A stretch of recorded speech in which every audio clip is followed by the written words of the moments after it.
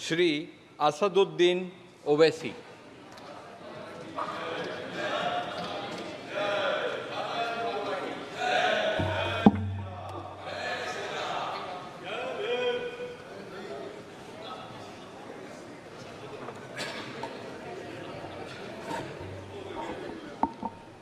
नहमदुहु व नुसल्ली अला रसूलिल करीम अम्मा बाद फ़ाऊज़ु बिल्लाहि मिनश शैतानिर रजीम बिस्मिल्लाहिर रहमानिर रहीम।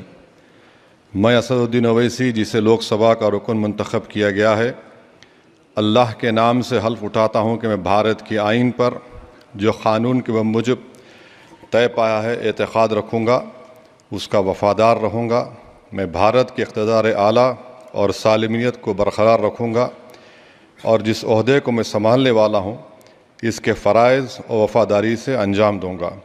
जय भीम, जय मीम, जय तेलंगाना, जय फ़लस्तीन, तकबीर, अल्लाहु अकबर।